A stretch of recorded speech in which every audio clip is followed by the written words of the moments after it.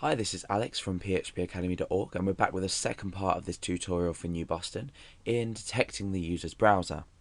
Now in the last part, if you haven't watched it already, go back and watch, otherwise you probably won't understand what's going on.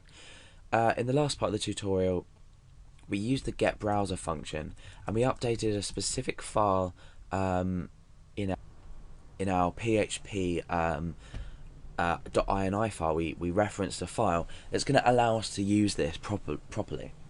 So we've used print r to print out every element of this, or every key in this array, and each value. Now if we look through this, we can see that we might not be able to make sense out of much of the information. I'm using Google Chrome at the moment, and things like Mozilla are appearing here. So you might be wondering why that is. Well, if you look through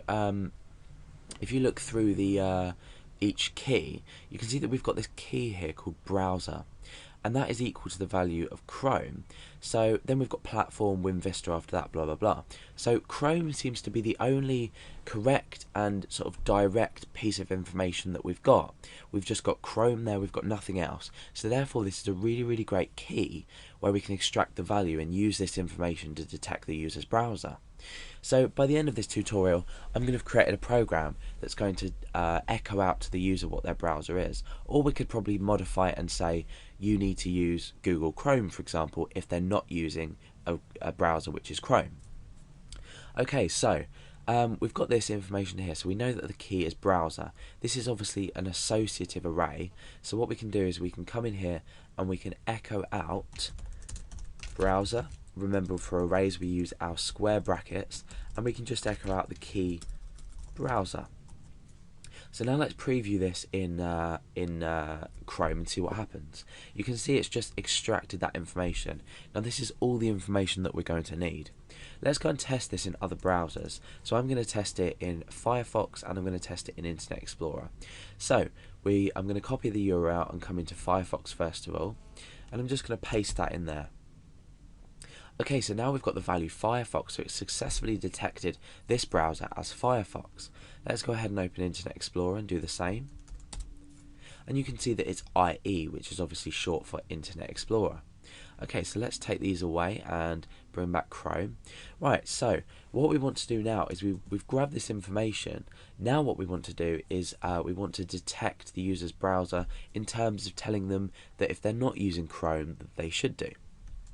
So I'm going to put this browser equal to browser.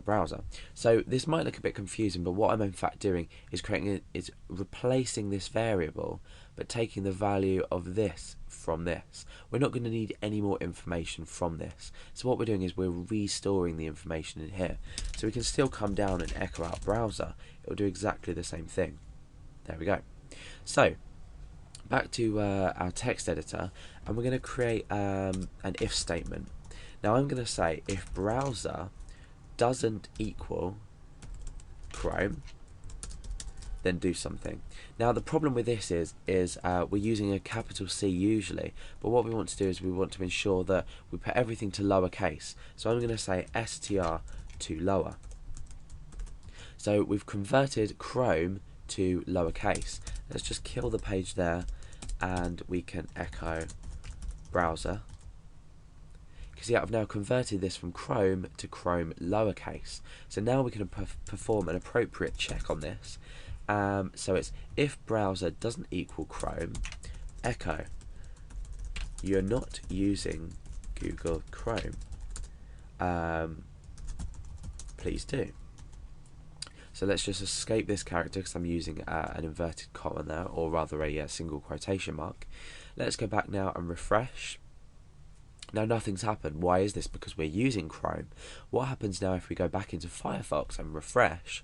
We're going to get this message, you're not using Google Chrome, please do. And what about Internet Explorer? Let's go back and refresh and see what happens. You're not using Google Chrome, please do. So you can see how this is a really simple but effective way to detect the user's browser first of all, and I'm going to leave it up to you guys to play around with this and do whatever you want with it basically. You can either tell the user what browser they're using, or you could create maybe a switch statement to do this. It would be a lot easier. You could do exactly what I've done and said, you're not using Google Chrome, please do. There's a variety of uses that you can get out of detecting the user's browser. This is just one, but now that you know how to do it, you can experiment them for yourself.